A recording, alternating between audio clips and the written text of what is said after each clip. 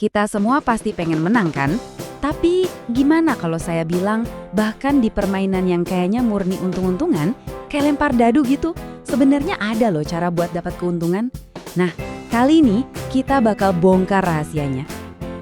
Ya iyalah, siapa sih yang nggak suka menang?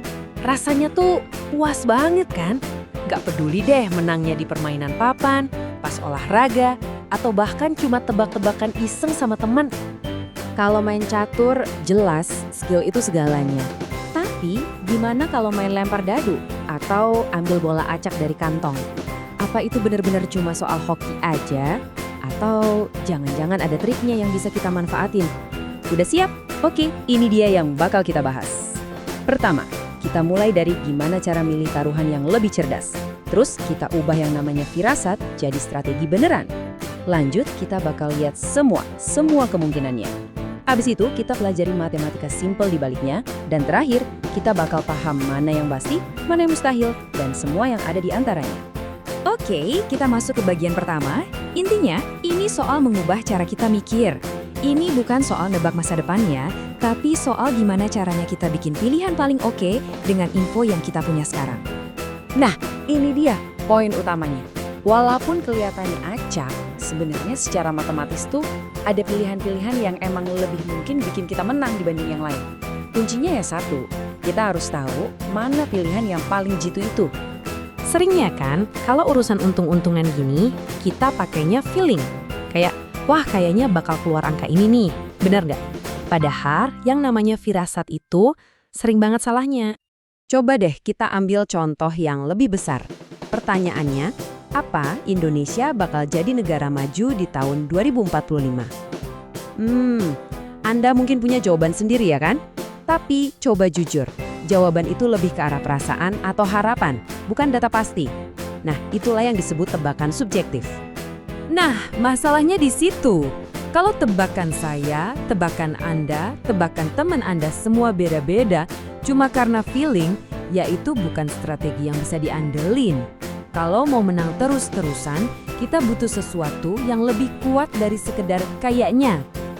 Oke, cukup soal tebak-tebakan. Sekarang kita pindah gigi nih. Kita bakal pakai pendekatan yang lebih sistematis. Kita ubah sesuatu yang nggak pasti jadi semacam peta yang jelas. Bayangin deh, Anda lagi main dadu. Disuruh milih mau taruhan di jumlah angka 7, 11, atau mungkin 1. Nah loh, gimana caranya kita tahu mana pilihan yang paling pintar? Jadi, ada tokoh nih namanya Abel.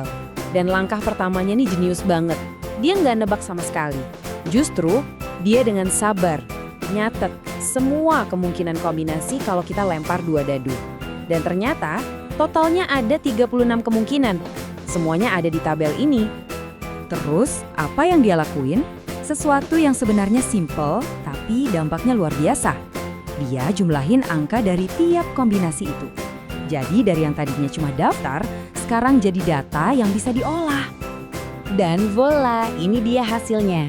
Dengan menghitung ya, bukan menebak-nebak, Abel jadi tahu kalau ada 6 cara buat dapat jumlah 7.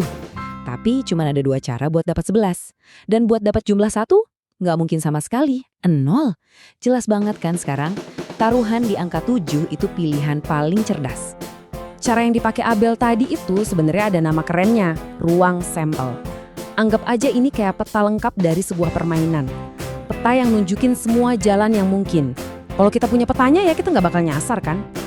Oke, kita udah punya petanya nih. Sekarang kita butuh alat buat baca peta itu.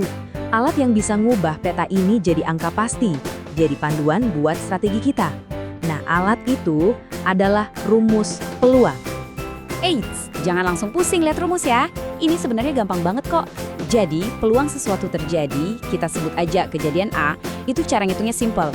Jumlah hasil yang kita mau dibagi sama total semua kemungkinan hasil yang ada. Udah, gitu doang. Yang kita mau dibagi semua yang mungkin. Biar lebih gampang, kita coba pakai contoh klasik ya. Bayangin ada kantong, di dalamnya ada bola-bola dengan gambar beda-beda. Pertanyaannya, seberapa besar sih peluang kita ngambil bola yang gambarnya komodo? Caranya selalu sama dan gampang banget buat diikuti. Langkah pertama, hitung semua bola yang ada di kantong.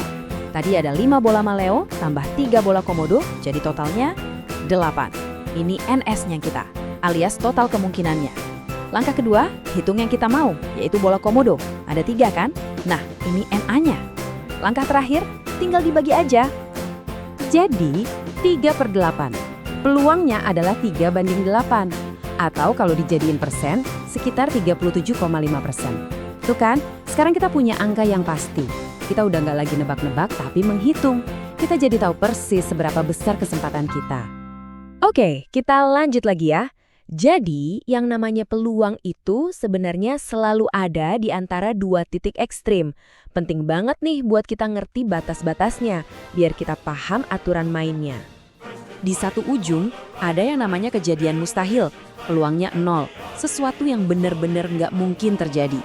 Nah, di ujung satunya lagi, ada kejadian pasti, peluangnya 1 alias 100%, sesuatu yang udah dijamin pasti terjadi.